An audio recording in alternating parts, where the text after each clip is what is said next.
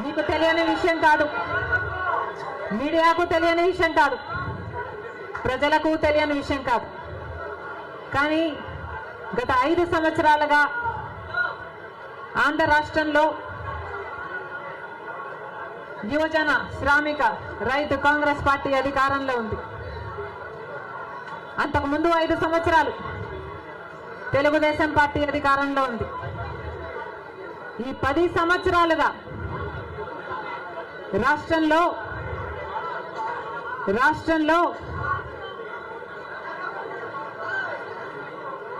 అభివృద్ధి జరిగిందా అంటే ఏమిటి సమాధానం? మన రాష్ట్రం ఏర్పడే నాటికి మన రాష్ట్రానికి ఉన్న అప్పులు 1,00,000 కోట్లు. చంద్రబాబు గారు ముఖ్యమంత్రి అయిన 5 సంవత్సరాలకి ఆయన చేసిన అప్పులు 1,00,000 కోట్లు. ఆ తర్వాత వైసీపీ ముఖ్యమంత్రి జగన్ రెడ్డి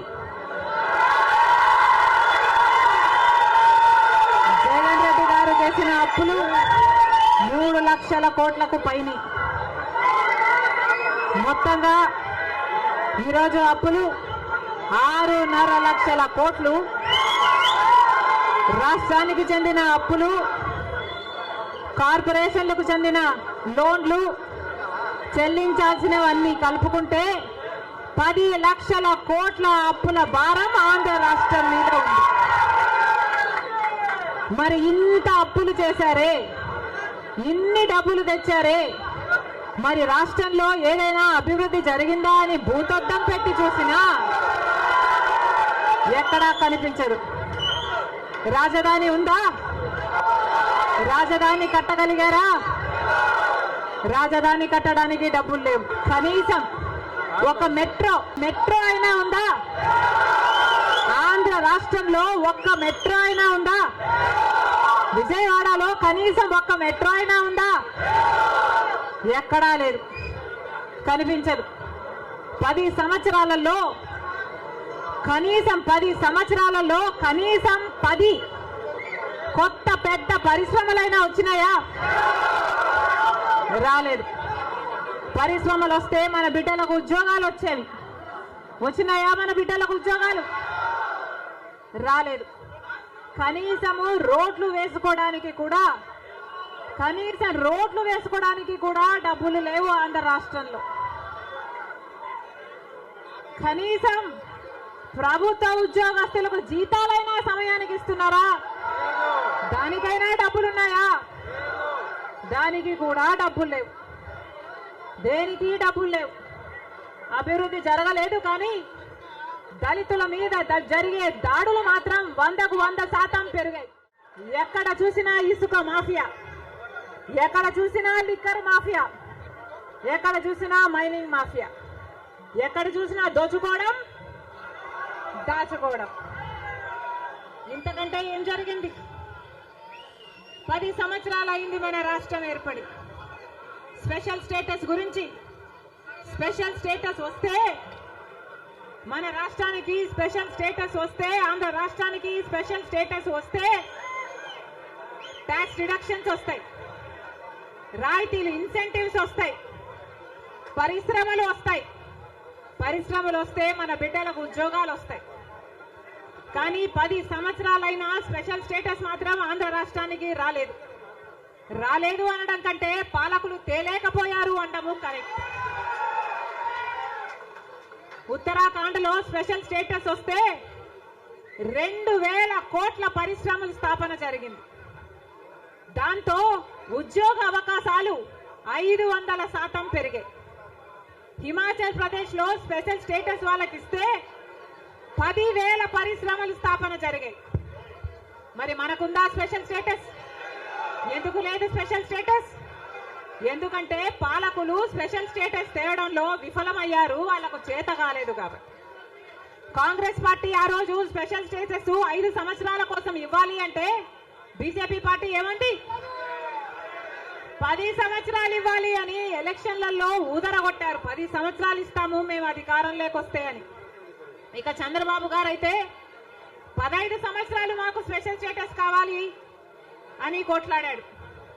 ఇదే చెప్పాడు, 15 సంవత్సరాలు స్పెషల్ స్టేటస్ కావాలి, అందుకే నేను బీజేపీ పార్టీతో పొత్తు పెట్టుకుంటున్నా అని బీజేపీ పార్టీతో పొత్తు పెట్టుకున్నాడు. వాళ్ళ మంత్రివర్గంలో కేంద్ర మంత్రులు కూడా అయ్యారు టీడీపీ నాయకులు. ముఖ్యమంత్రి అయిన తర్వాత స్పెషల్ స్టేటస్ కోసం చంద్రబాబు గారు ఎప్పుడైనా ఒక్కటైనా నిజమైన ఉద్యమం చేశారా అంటే చేయలేదు. చేయకపోక ఉద్యమం చేసే వాళ్ళ మీద కేసులు పెట్టారు, వాళ్ళను జైల్లో కూడా పెట్టాడు చంద్రబాబు గారు. ఆ సమయంలో ప్రతిపక్ష నాయకుడు జగన్ రెడ్డి గారు ప్రతిపక్ష నాయకుడుగా ఉన్నంత కాలం స్పెషల్ స్టేటస్ మనకు రావాలి అని ప్రతిరోజు కొట్లాడాడు, నిరాహార దీక్షలు కూడా చేశారు. ప్రతిపక్షంలో ఉండగా అవిశ్వాస తీర్మానం, ప్రతిపక్షంలో ఉండగా ఏమా ప్రభుత్వం వాళ్ళు ఎవరైనా ఉన్నారు ఇక్కడ? ప్రతిపక్షంలో ఉండగా జగన్ రెడ్డి గారు చెప్పిన మాట, మేము అవిశ్వాస తీర్మానం ప్రవేశపెడతాము, తెలుగుదేశం పార్టీ ఎంపీలు అందరూ కూడా మద్దతు ఇవ్వండి, మూకుమ్మడి రాజీనామాలు చేస్తే స్పెషల్ స్టేటస్ ఎందుకు రాదో చూస్తారన్నాడు జగన్ రెడ్డి. ఆఖరికి జగన్ రెడ్డి గారు ముఖ్యమంత్రి అయిన తర్వాత ఒక్కటైనా నిజమైన ఉద్యమం చేశాడా స్పెషల్ స్టేటస్ కోసం?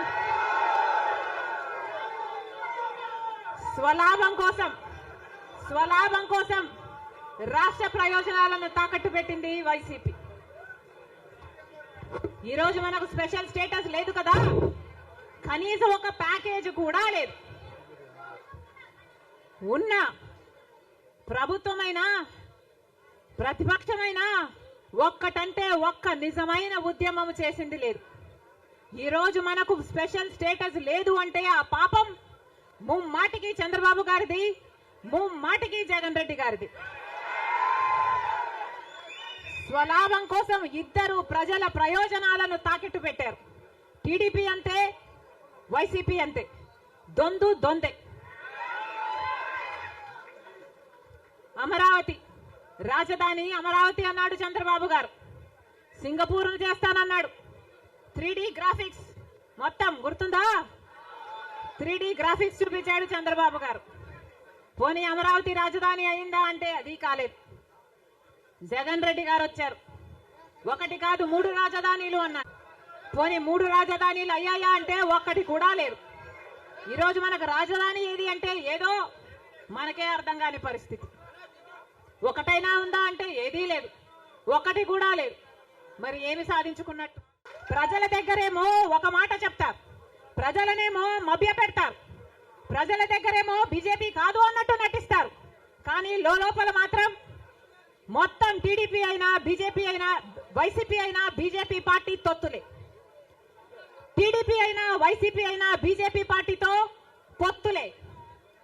అది ప్రత్యక్షంగా కానీ పరోక్షంగా కానీ టీడీపీకి వైసీపీకి పొత్తు ఉంది అన్నది నిజం. లేకపోతే 5 సంవత్సరాలలో కనీసం ఒక్కసారైనా బీజేపీ పార్టీని వ్యతిరేకించాయా టీడీపీ పార్టీ అయినా వైసీపీ పార్టీ అయినా? ఒక్క అంశంలో కూడా నిలదీయలేదు.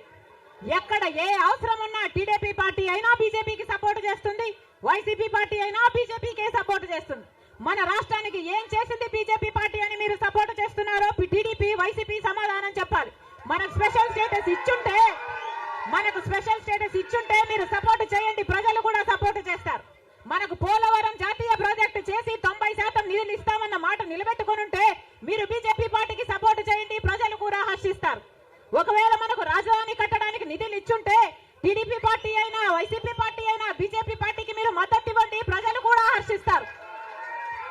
2 కోట్ల ఉద్యోగాలలో మన బిడ్డలకు ఉద్యోగాలు ఇవ్వలేదు, మన రైతుల్ని పట్టించుకోలేదు, మనకు స్పెషల్ స్టేటస్ లేదు. మనకు ఏ మాత్రం పట్టించుకోని పార్టీకి వైసీపీ అయినా టీడీపీ పార్టీ అయినా ఎందుకు మద్దతు ఇస్తున్నారో ప్రజలకు సమాధానం చెప్పాలి. ఆఖరికి మణిపూర్ లో ఎంతమంది క్రైస్తవులను 2,000 చర్చిలను ధ్వంసం చేసిన, 60,000 క్రైస్తవులని నిర్వాసితులను చేసిన, కనీసం అప్పుడు కూడా జగన్ రెడ్డి గారు క్రైస్తవుడు అయ్యుండి కూడా ఒక్కసారి కూడా మణిపూర్ ఘటన మీదే మాట్లాడలేదు. మరి క్రైస్తవులు కడుపు మండిపోదా? క్రైస్తవులకు మనసు లేదా? క్రైస్తవులు మనుషులు కారా?